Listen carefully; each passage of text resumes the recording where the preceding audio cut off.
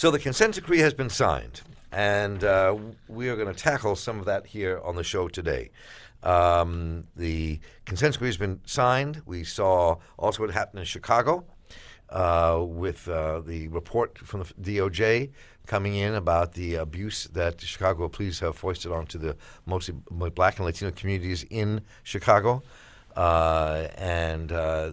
also saw that the Attorney General Lynch did not get the work done in time to deal with the police in Eric Garner's death in New York, and that will not be moving forward, I'm sure, under this new administration. But we do have the consent decree here. What will that mean for Baltimore? And they've now appointed the judge who's going to monitor it. We'll talk about him and who he is. But there are also some larger questions. This new police poll came out from Pew, which is really fascinating, about attitudes of police about race and the differences between black and white officers and their views on race and policing, which we'll talk a bit about as well during the course of this, because that deeply affects how you change a department, because it's more than just policies. It's the men and women and how they think and feel inside their department, whether they're feeling threatened by life itself and where they had to patrol and not being supported and more. So we are going to wrestle with all of that. Tara Huffman is with us. Tara Huffman, of course, is director of the Open Society Institute Baltimore Criminal and Juvenile Justice Program. Tara, always good to have you back in the show. Welcome. Always good to be here, Mark. Thank you. Michael Wood Jr. is here. He's a retired Baltimore City police officer and who has become a proponent of a new way of policing in his young retirement. And Michael, we're good to have you in the studio. Thanks, Mark. Thanks for having me. And Raleek Hayes joins us, organizer with Be More Block. Raleek, welcome. Good to have you with us. Always glad to be here, Mark. And you all can join us here right now by phone at 410-319-8888. You can email us at talk@steinershow.org. Tweet us at Marc Steiner. We do want to hear your thoughts. 410-319-8888. We want to hear your ideas about this consent decree and where it takes us. So, Tara, you've been involved in this, from the beginning. So let me talk to you first about what you think the significance of this consent decree is and what questions have to be answered. So thanks again for the invitation and for hosting this conversation. I want to say at the outset that a consent decree, whether it's here in Baltimore City or consent decrees that have been executed in other cities, it's very important that all of us understand, both proponents of policing reform and folks who think that policing in Baltimore is just fine, is that the consent decree is not a panacea. It is not going to solve everything, but it is an important tool. It offers some leverage. It provides additional sets of eyes on what's going on here in Baltimore City. And so I think the importance of the consent decree is that you have in writing a laundry list, and it is very much a laundry list, more than 200 pages of steps that the Baltimore City and the Baltimore City Police Department need to take to effect constitutional policing in Baltimore City, and that is an important standard. Constitutional policing may not go as far as we need to go to really achieve community-led, community-informed policing, but it at least takes us a long way towards making sure that people's constitutional rights are not being violated on a daily and consistent basis. And so that's one reason. You have it in writing, there's a laundry list, and as you said, there is a federal judge who has been appointed, and a federal monitor will be appointed to make sure that this laundry list of things actually gets paid attention to, and that substantial progress is made on them. The consent decree is for an initial term of 5 years. What's left to still be done, however, is the crux of this, which is police relations with community and vice versa. There's still a lot that needs to be done to build community trust in the police, and I think that there's still a lot that needs to be done to transform the culture of policing in Baltimore City. That's not stuff that you accomplish because of a list of things on a page. That's stuff, that's hearts and minds stuff. That's stuff that happens over a course of years. That's stuff that happens over the way people approach policing, both on the police side and the community side, being transformed. There are certain officers who see themselves, we've heard the terms, as warriors and not guardians. And there are also things that we're asking any police department, and particularly the Baltimore Police Department, to do that actually the Baltimore Police Department should not be doing. And so when you introduce a law enforcement element into that thing, you end up with negative results. And so the consent decree is going to take us some ways down the road. It's not going to get us exactly where we need to be, but it is an extremely important tool. And more importantly, it's a lever that the city and the police department can be held accountable to. And Michael, well, let me bring you in here, because part of it is about culture and culture internally inside the police departments. And I think that one thing you see, there's a journal called Blue Nation Review, which is they put out a really interesting article, by the way. I mean, it's put out by police officers and people who represent police officers. And they looked at the 20 consent decrees all over America. This is 2015. And basically arguing that they weren't working. The consent decrees had very little effect, but we can get into that in a moment. But it all has to do with internal culture. The Pew poll really got into the depth of police culture, who feel embattled, who feel attacked, who feel unsure of their position in what they're supposed to do. And I think that's a big piece of this. And I don't know how consent decrees address that and how easy it is to address that. Fundamentally, I would kind of disagree with what both of you are saying, and whether it's culture or it's not policy or that it's even a lever. This is a consent decree that starts off saying that they don't consent to what is in it, and they're not responsible, that they didn't actually do these things. It contains a denial of the allegations themselves. Here's our list of DOJ reforms going on: Cleveland, New Orleans, Seattle, Ferguson, Newark, LA, Washington, Pittsburgh, Cincy, Detroit, Oakland, now Baltimore. All of these things run like the corners in Baltimore that we know of, that are the exact same names in the exact same places that we've been talking about since we've been having these discussions, period. The consent decrees do absolutely nothing to reform policing in any city that we've ever had any consent decrees done in, because it's not about culture of policing. It's about the culture of our society. Policing is built on three things, and that is the creation and maintenance of a slave class, the protection of elite and white property, and the continued genocide of the Native American people. Everything policing does those things in one way, shape, or form. So until you take down those three things, you can never reform policing, because it just simply doesn't matter if we say something like in the Cleveland consent decree, it says officers are now prohibited from pistol whipping suspects. Really? This was all prohibited beforehand. These are all things that were illegal beforehand. We have to ask ourselves in any single one of these, what's the enforcement mechanism? What's incentivizing the officer on the street? And who is actually being served in any of these reforms? And you'll see that in all their suggestions, we're not changing the paradigm whatsoever. So it doesn't matter if you tell your officers that they're supposed to be nice to the kid on the corner that's slinging. If you have a system that still puts him into the prison cell, puts him in a worse situation, and then has him coming out where we say, where's your resources? Get your stuff together, pull yourself up by your bootstraps. And we have a policing system and a society that is constructed in its policies and practices to take bootstraps away from everybody. So until you change that, all of this is surface stuff that's used to placate us in our environments. I mean, we're using the very same supervisors that executed all this stuff, thinking we're going to lead on them to do the reforms. It doesn't really make any sense if we talk about what is actually happening. So let's battle that out a little bit. And Raleigh, let me jump in here, but let me just say that the top of what you're in the consent decree. Now, there's a debate about what that means. The city and the BPD deny the allegations in the complaint report. Nothing in the report was.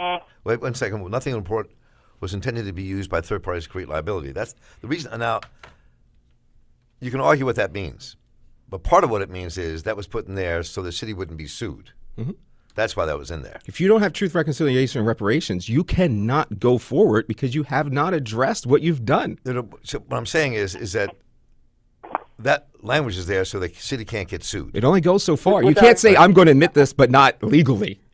Well, that's what they did, though. Right? Yeah. So, I think it's important to recognize, like, the legal aspect of, like, how we operate in society currently, right, which is, like, understanding the city did that so they can't be sued. They don't want to take fault, right? But then there's the reality of just, like, living in Baltimore City or any city, really, as a black person and an oppressed person, right? Is understanding that there has been harm committed, right? The city is responsible for it, even if they didn't, like, if, Mayor Pugh, Mayor Rollins Blake didn't specifically order that a police officer go beat that person or do that thing, right? They're still responsible, and there has to be some process of reparations, because that is ultimately why the feeling in the city and the community is that this consent decree isn't worth the paper it's written on. You think it's not worth the paper it's written on? I didn't say that. What did you say? That's the feeling in the community, right? Like, I've talked to numerous people who still don't see this as a solution, right? Because it doesn't repair the harm of the people, for the families who have lost loved ones to police. It doesn't repair the harm to the folks that have gotten beat by police, right? Like, it doesn't stop those officers from still operating within the Baltimore Police Department. It does not in any way provide any comfort to those families, right? And that is at the heart of the distrust between community distrust as to the police department, right? I will say that I don't think the consent decree is perfect, personally, right? Like, I don't think it's perfect. In some ways it's a tool, but for me it's a tool of, we're just gonna, like, within probably a month or two, we're gonna be like, hey, you violated that thing, and it's just gonna be another notch on our belt to show why policing doesn't work and why the current system doesn't work, right? So that's how it's a tool for us. It is not a tool because we think that it's actually going to be enforced and actually going to change things. That's just not a belief that we've ever had, because it hasn't worked. It hasn't worked anywhere that we can find, like, where it actually truly worked, where black people are safe. So, Tara, let me ask you, kind of thoughtfully come back to what you've just heard. Sure. So I don't disagree with anything that either Marc or Ralik have said. I guess, and maybe this is my legal training getting the best of me, it's just that I understand that a consent decree is not designed to do any of those things. Right. But I don't think that a consent decree is therefore worthless. I think that it's designed to accomplish certain things. It will not accomplish those things just because you've put words on paper. There has to be an enforcement mechanism to make sure that the things a consent decree is designed to do actually happen. You're not going to get reparations in a consent decree. Nope. You're not going to shift the paradigm of policing and where it originally came from in the consent decree. But the U.S. Constitution does provide for certain things. And the purpose of a DOJ investigation and in the subsequent consent decree is to make sure that the policing at least rises to what they call a standard of constitutional policing. Now, constitutional policing still does not get us where Marc and Ralik are talking about we need to go as a community. But I think it does provide, one, a tool. I think, I sort of agree with Ralik in that it provides a tool that now, if they step out of line, if they violate any part of the consent decree, we can publicly now, through a legal process, said you messed up, and the enforcement mechanism has to kick in.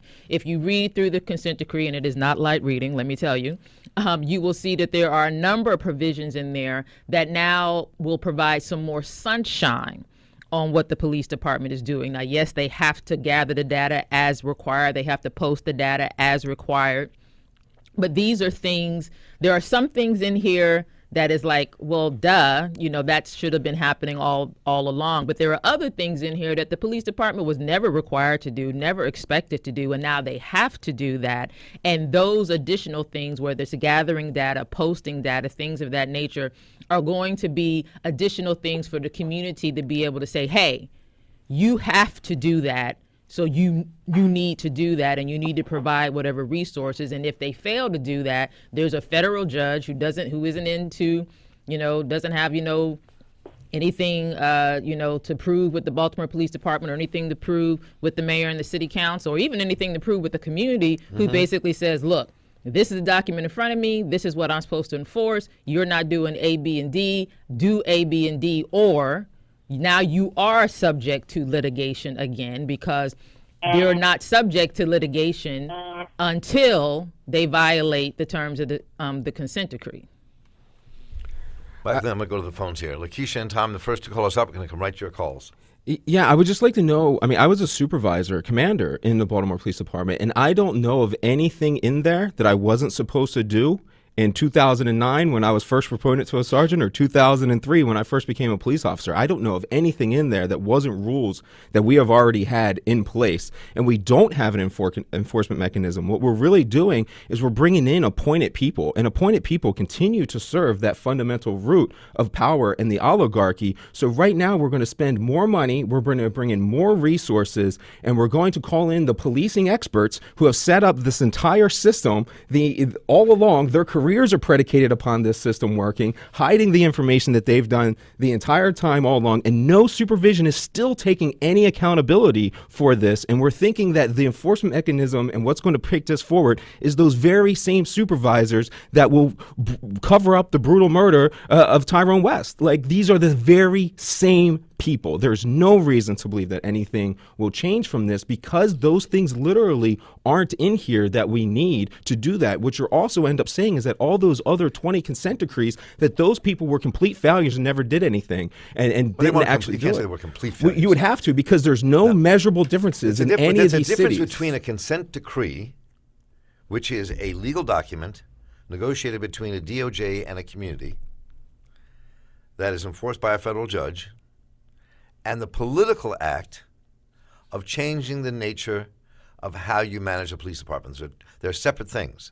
I would disagree, because you have the very same people doing and implementing these things. So all these other cities that we've done before, we have policing looking the exact same way as it did before the consent decree. So we would, if we were going to have change here, it's like you're saying, we have to take a whole new perspective, and community has to stand up and use this only as that tool that you were talking about to say, this is on paper, we have this, and we have to force this in a whole different way than every other single DOJ has been. And I would not disagree with that. I think that if you speak to anyone who's on the DOJ team, they will tell you that the level of involvement from the community in Baltimore City and the level of feedback that they got from the community in Baltimore City allowed them to negotiate a consent decree that is more comprehensive and more community informed than any consent decree in recent history. That's just, they've said that publicly. And OSI Baltimore has been fortunate enough to be able to partner with some community groups to help make that happen, not to the degree that we would have liked to, but we know that there have been meetings after meetings and phone calls, and there are people in the community who have personal and professional relationships with the investigation team, so that this consent decree is long, and it's different in the sense that it is more community informed. Now, just as the community stepped up during the investigation and stepped up as much as they could during the consent decree negotiation process, that same level, in fact, I would probably say 10 times that level, now needs to happen on the enforcement side. If any of us sleep on this, it's signed, a judge has been appointed, they're going to appoint a federal monitoring team, and so now we can just sort of say, okay, it's taken care of. I promise you, we will see no change 5 years from now, 10 years from now, 20 years from now. The nature of a bureaucracy is to protect itself.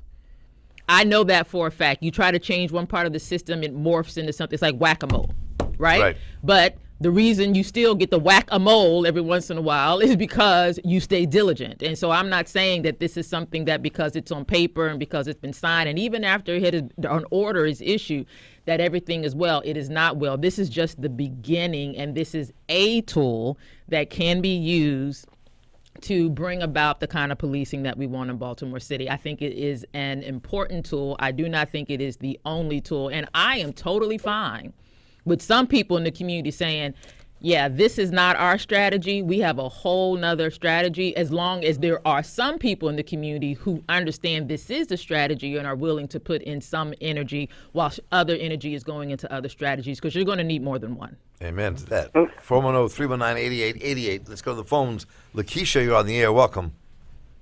Good morning. Good morning, Lakeisha. So I happened to turn the station, and I see that y'all are on. I know that since y'all were talking about Martin Luther King, I just want to comment real quick about Martin Luther King. I believe that he lived his purpose. He had a dream and he lived it out, and I believe that he left this earth with a legacy that's still going on today. So we celebrate him, we still acknowledge him, we still remember him. And I think that's a great and wonderful thing. And I think that during that time we had needed a leader for us, because during that time, with times we were going in, God raised up him. And I think at that time he was needed. All right. So he did what he was put here to do. Appreciate the call. We have moved on to a new topic. We're talking about the consent decree this hour. But I'm glad you got a chance to have your thoughts on King brought to the airwaves, because I think he'd have a lot to say about these consent decrees if he was here at this moment as well. Thank you, Lakeisha, so much. 410-319-8888. Tom, you're on the air. Welcome. Oh, good morning, Mark, and your Morning, Tom. guests. Morning. Happy Martin Luther King Day to all of you. To you, too. I was wondering, with the consent decree in Baltimore and one pending or getting ready to be implemented in Chicago, what sort of synergism could occur with those two consent decrees? In other words, like if we accomplish something here in Baltimore that was positive, could Chicago turn around and say, well, they couldn't do it there, or vice versa? How are those things going to work out? Are we going to get something better out of those two consent decrees, or are they going to cancel each other out? Or are they going to complement each other? I don't think they actually are going to touch each other at all. Right? That would be correct, right. because Yeah.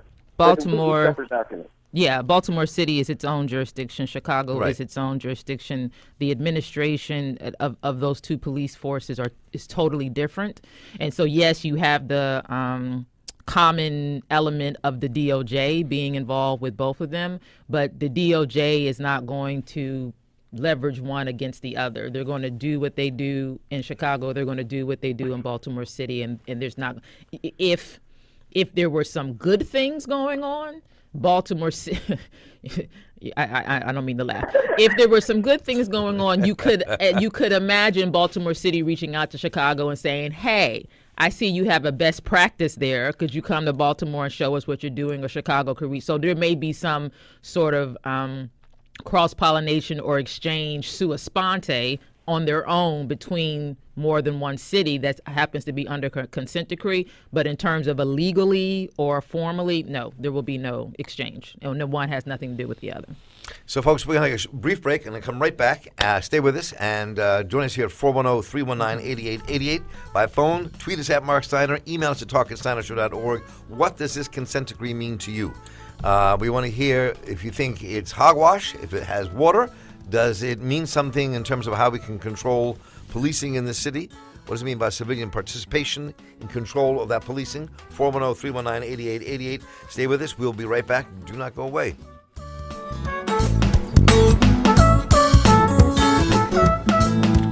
Welcome back, folks. This is Marc Steiner. We're here with Tara Huffman, who is director of the Open Society Institute's Baltimore Criminal and Juvenile Justice Program. Michael A. Wood Jr., retired Baltimore City police officer, Marine Corps veteran, who has become a proponent of a new era of policing and the way we police in this country. As we were just talking here, he's also among the veterans who went to Standing Rock, and Raleigh Hayes is organizer for Be More Block. And you all at 410-319-8888. Write to us here at talk@steinershow.org by email. Tweet us at Marc Steiner. We want to know what you think about the consent decree, where you think it will take us. So let's just explore for a moment where you think, before we jump into the limitations, which I want to do, I'm curious where you think this consent decree will take us. What could be the most positive outcome of this consent decree? What would it take to even get there?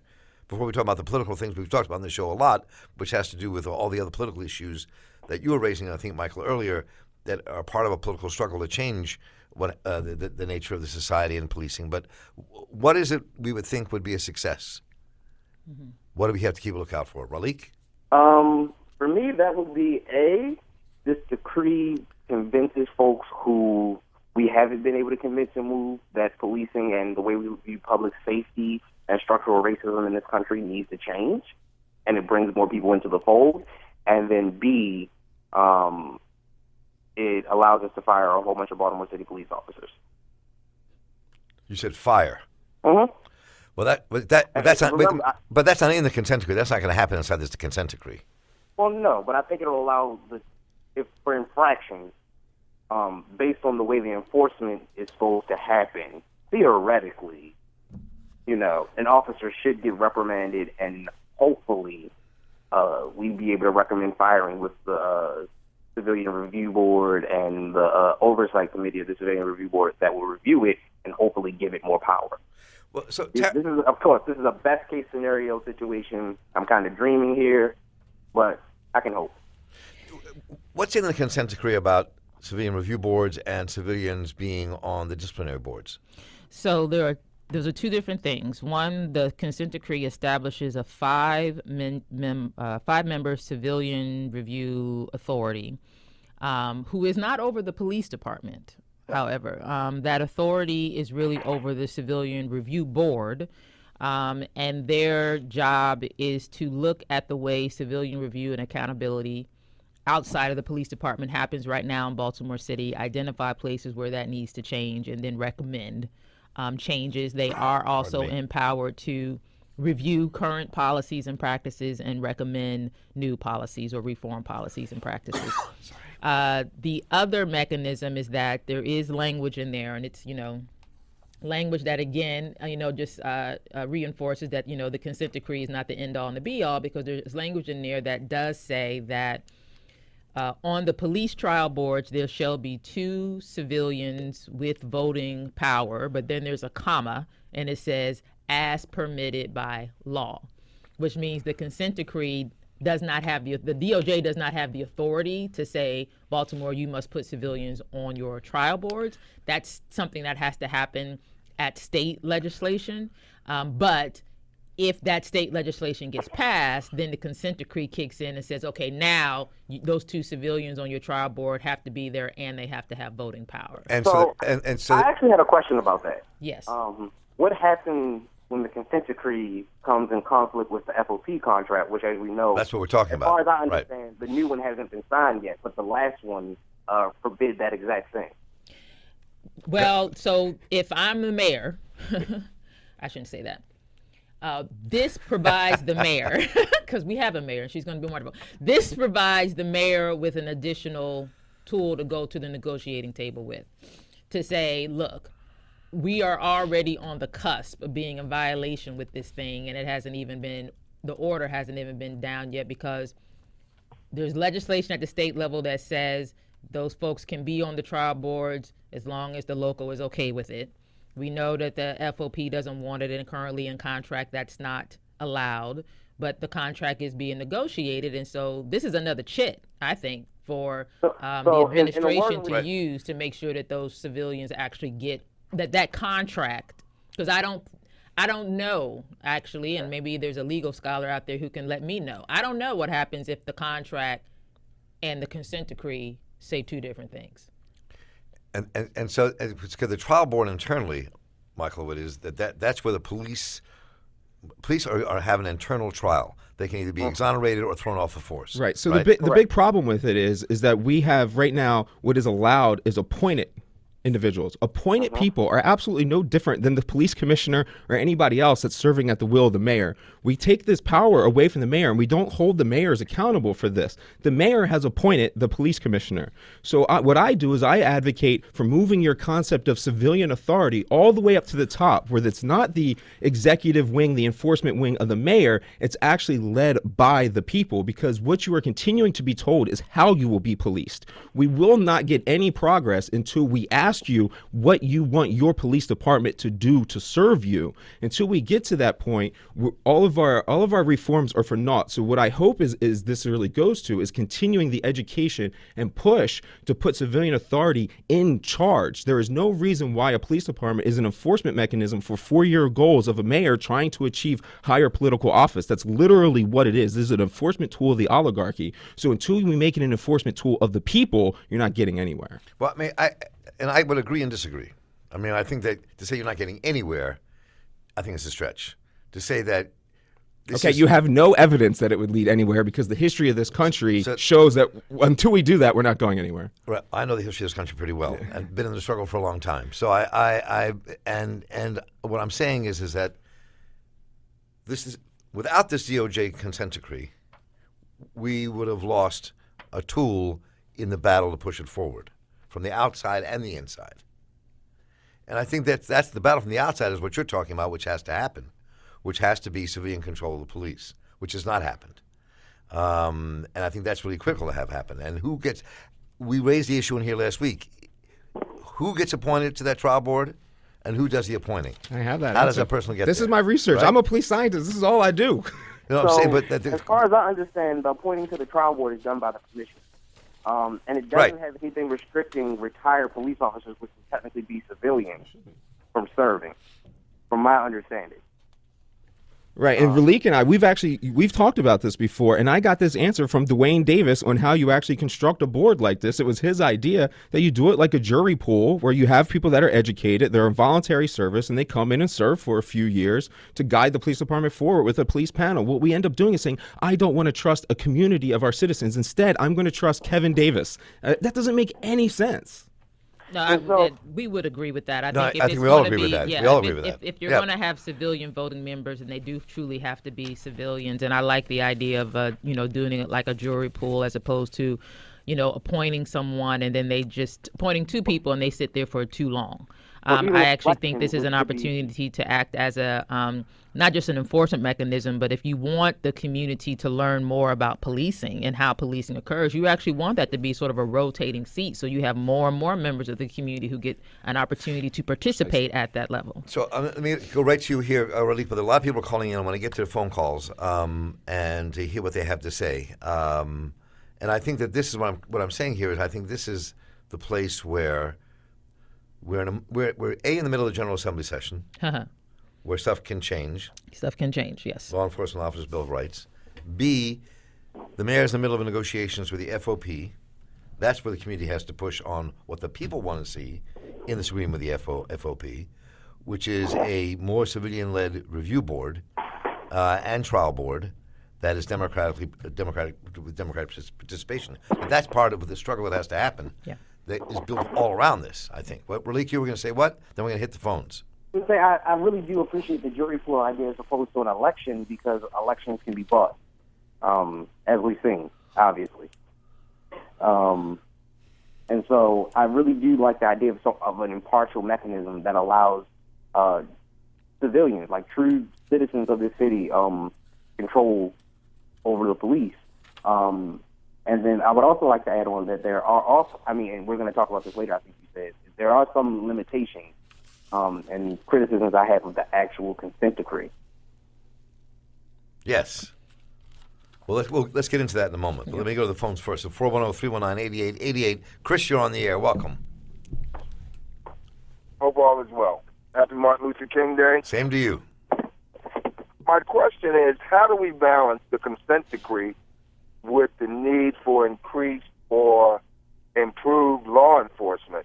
I find it very ironic that both Baltimore and Chicago have the consent decrees. Yep. Chicago had a horrendous number of violent crimes, specifically murders. Baltimore had almost a record.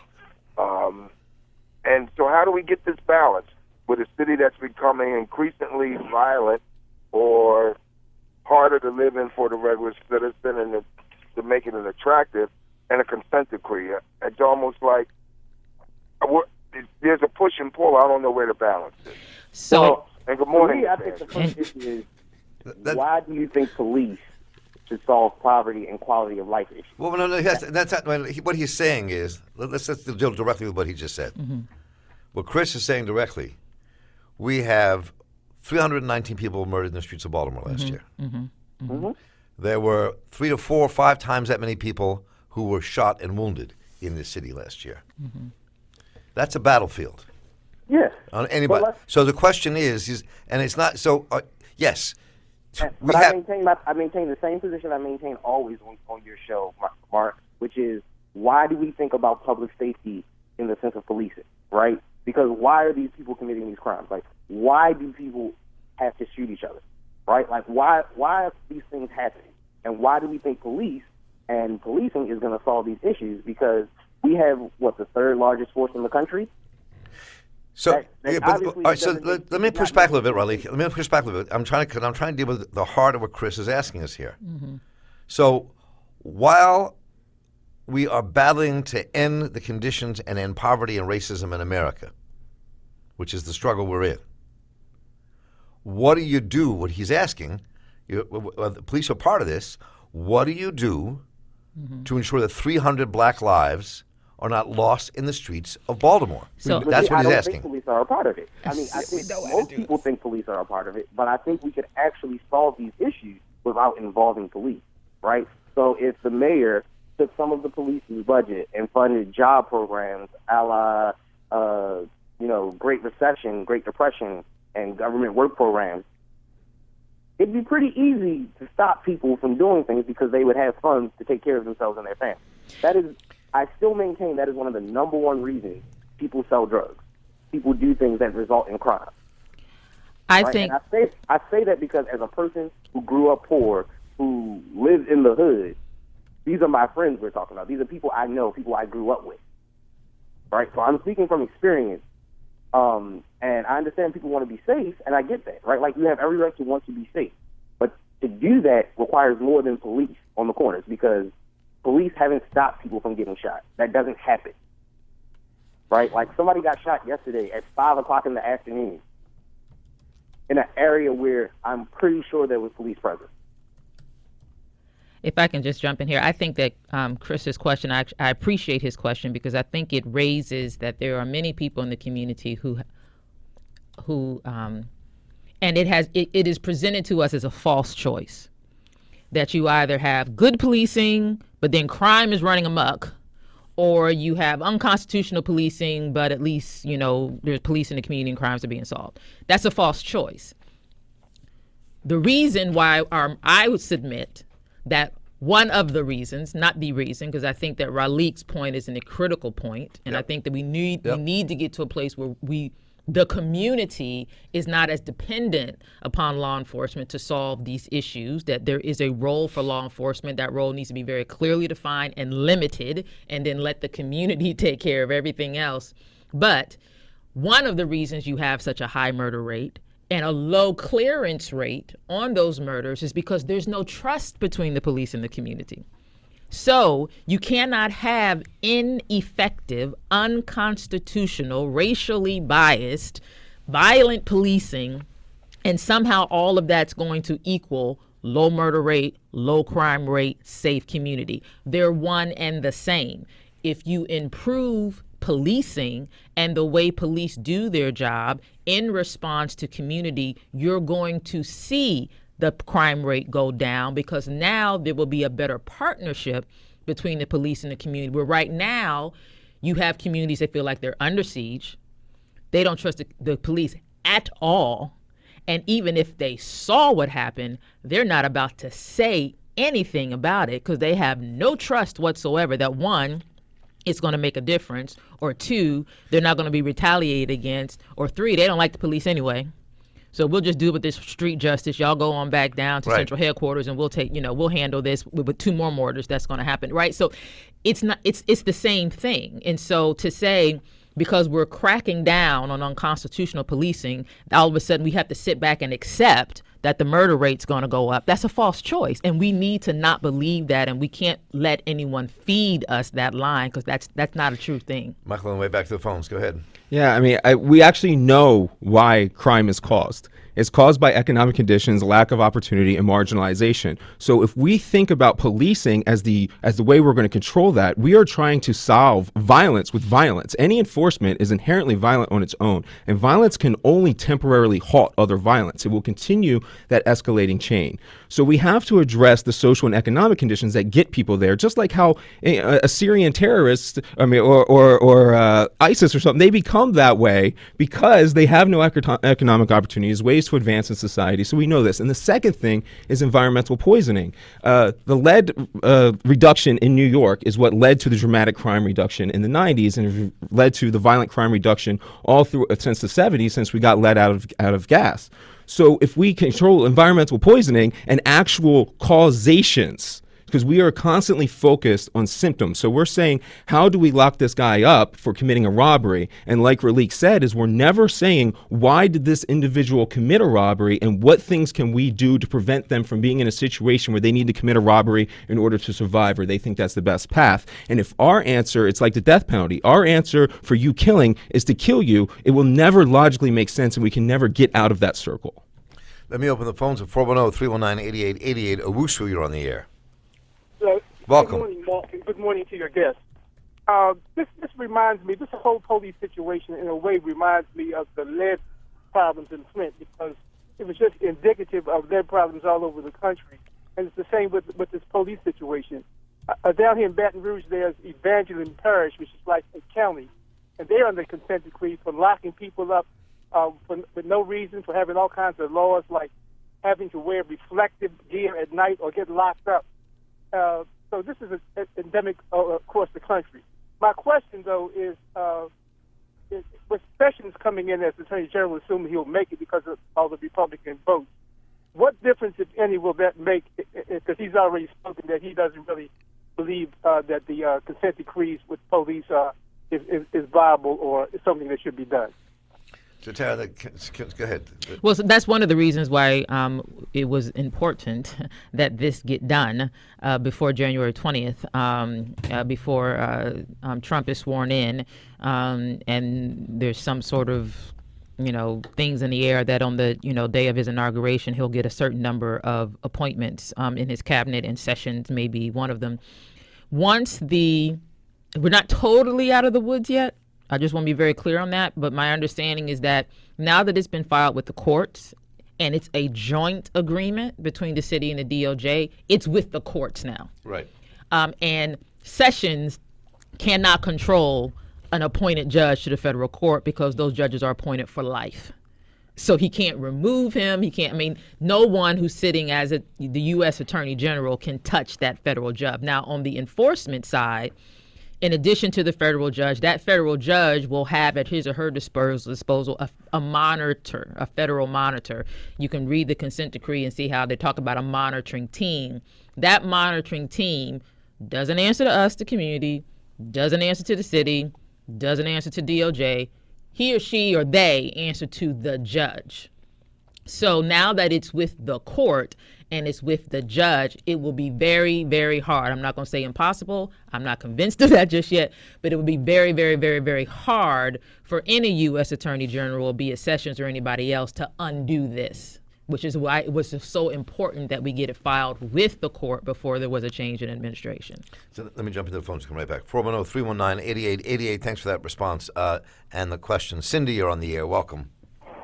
Hi, I'm at the MLK parade, but I just wanted to say I would love if the Civilian Review Authority, which I hear you is over the board, would look into the fact that cops never, ever let people know that they are allowed to make a complaint. So I would say at least 70% the actual bad behavior never gets a first complaint. And if that could be addressed as part of this consent decree, that would be great.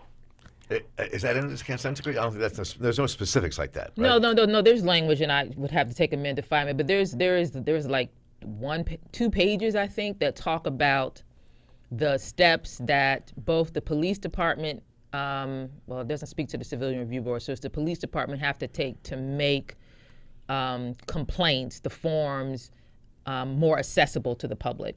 Right now, she's absolutely correct. A police officer is certainly not about to tell you can file a complaint. And we have anecdotal story after anecdotal story. And by anecdotal, I don't mean that untrue. I just mean we don't have statistics that say people walk into police districts all the time to file a complaint, and they're totally given the runaround. And so there is language in the consent decree that talks about steps that the BPD has to take to make the complaint process more accessible to the public. So there is some language. Again, not a panacea, but it's in writing.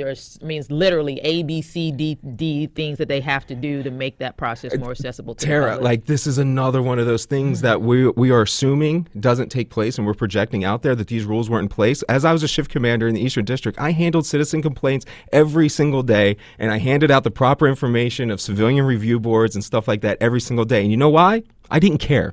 It had no teeth. It would never touch me. File all the complaints you want. But does this give it teeth? No. Well, wait, yes or no? I think it gives, again, it's a third eye. That federal monitor is going to be a third eye on the process. But that's no teeth, and there's no enforcement mechanism. There's no metrics. Well, there is an enforcement mechanism because I'm the federal monitor. I'm supposed to be watching. Now, again, I want to be clear. The federal monitor is not God. The federal monitor is not God. And so he or she will only be able to respond to what he or she can see or what he or she can measure. So I'm very, very clear on that. But this is going to be one of those things that I'm going to say they because it's a team of people. They are going to be looking to see, did you do this? Did you do this? Did you do this? And it's written into the consent decree that it's not just going to be, hey, BPD, did you do this? And the BPD, oh, yeah, we do it all the time. Then they're going to have to go back to the community and say, hey, community, do you see the BPD doing this? There's something written into the consent decree where they have to survey the community. I think it's an annual basis to see all the stuff that BPD says they're doing. Community, are you seeing the difference? And if those two things don't match up, that's going to give the federal monitor something that he or she can take to the court to say, yeah, I got this, but the community's not seeing the effect of it, so I think we should tweak it this way. So, But if the tweak has to be to have actual teeth, and that tweak is not an available option, because the teeth, you're only saying whether they're going to ask. They ask all the time. It's just they don't care about the answer. So if the judge tells the police department, hey, you're not properly gathering this data, they'll say, okay. And then 2 years later, when they check, we still haven't gathered the data. We're supposed to do these stop receipts, and we're supposed to be doing them for the last decade. I did maybe 10% of them. Because you can't watch my interactions on the street. The most powerful person in the entire country is a local police officer. They can enforce every single law, and they have almost no oversight. So, like, if you do, those just aren't, it's teeth to enforce monitoring, not teeth to enforce changes. But I think the monitoring actually can, maybe teeth is not the best word, but I think the monitoring is actually leverage to get us to some I just change. really want us to be careful. Like in Cincinnati, after 7 years of this, they said that this is the most successful police reforming ever taken place in this country by doing variable things like that, half of that maybe, of in the Baltimore consent decree. And we're not going to make any arguments that Cincinnati has improved at all at this point in time because the stats and metrics actually haven't improved. So we have to literally get down, measure those things, and see if they're actually improving. See if we're actually continuing to put people in prison cells in these certain neighborhoods, in the exact same neighborhoods where we continue to take resources away, and then we put more police there. I mean, the community, significant amounts of community members think, because society has taught them, that more police is the answer, as we were just talking about before, and this is kind of doing the same thing. It's bringing the more in. It's just a fundamentally wrong paradigm of policing. More police are not the answer, though. This consent decree has, and I'm not sanguine about this, I understand everything we're saying here, but this consent decree has more teeth in it than any of this consent decree ever signed Agreed. in the United States Agreed. so far. 410, and we come right back to Ralik at 410-319-8888. Avis, you're on the air. Welcome. Welcome. Thank you so much for having me on. Thanks for calling. I am so appreciative of the Department of Justice and the work that they've done and the consent decree and the work that the city officials are going to put that into place. However, it is like maybe 5 or 10% of the solution that is needed to change the dynamics of violence and over incarceration in Baltimore City. It is almost a distraction. We've given it so much attention, and the real changes, the causes of violence, and the reparations, lives, generations of lives, have been destroyed. Communities have been destroyed. Policing is not going to change that. And so I'm asking officials and the media to focus on things that will solve the problem. I don't see very much of that being discussed. I heard Ralik struggling really hard to make the point that maybe half of the police budget needs to go someplace else, because that's not going to solve the problem. So I don't know if that's a question or a suggestion or a comment, but thank you for the time. It's a little bit of all. I appreciate the call. Ralik, why don't you jump in? We only have a few minutes left. I just want to say that, that, again, we have to relook at how we view public safety and also keep an open mind for what tools we have. We all know all of us that are on the same page know what our end goal is, but we don't know how we're going to get there, right? Like, if we knew how we were going to get there, this would already have been done. We would have figured it out. And so I always try keeping an open mind and leaving all tools and options on the table. This consent decree is just another tool and another option we're going to use. It might not be used in the way that folks intended, like around policing. It could be used as an organizing tool around changing people's minds. It can be used as a tool to hopefully, and one of the enforcement actions might be to remove money, hopefully not give more money. We don't know what's going to happen and what we're going to argue in court or whatever. And I just would say, just be prepared to keep an open mind and be ready to twist all tools and advantages in all situations to our advantage. So, and we are just about out of time here. This has been a great discussion, and I think that one of the things that we've talked about in this show a lot, and we'll continue talking about, is what it would mean to have a different public safety model in Baltimore to start with. Decreasing the police budget, putting that money into community workers and healers who can begin the work of stopping the violence in ways the police could never do. The police are there to arrest the bad guys who kill the people we love. The police, but they cannot stop people from killing the people we love. That's got to be done inside the community. So if you had out for justice women, safe streets workers, health workers, community healers, mediators inside the community, while you're using money to develop communities, put people to work so poverty can end. I mean, that's the secret to kind of ending, I think, the violence that goes along with reforming the department, which we didn't get into today, which we need to get into, which is the question of what I'd like to talk about soon again, is this new Pew poll that came out, that interviewed police around the country, is how do we stop police from being physically and verbally abusive to people in the community? That's one of the biggest subjects in my mind. That No Boundaries Coalition put the report out about that, which means it was one of the most telling reports I've ever seen about police and community interactions. And so we'll pick up on that the next time we get together. This has been a really great discussion. I want to thank the three of you for being here. It's always good to have you in the studio with us. Tara Huffman, great the work you do with OSI. Thank you so much for being here. Michael Witt, always good to have your voice on the air with us. And my dear brother, Burley Case, thank you so much for being part of this as well. Thank you, Mark. See you later. Thank you. Thank you. We have to, I'm sorry, another call just came in. I'm sorry we can't get to that call because we're plumb out of time up against it. The Marc Steiner Show is a production of the Center for Emerging Media. Our senior producer is Mark Gunnery. Our producer is Amani Spence. Our research producer is Calvin Perry. Our research assistant, our assistant producer is Nadia Ramlagan. Our engineer is Andre Melton. Our theme music is by Wal Matthews of Clean Cuts. Send me your thoughts about today's program to talk@steinershow.org. The podcast is Steiner Show. Share it with your friends. Visit us on the web at steinershow.org or use your favorite podcasting app.